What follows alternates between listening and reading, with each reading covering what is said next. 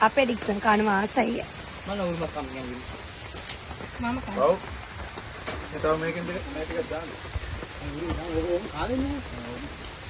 උනේ කම ඔක්කොම දිච්චුන වැඩන්නේ.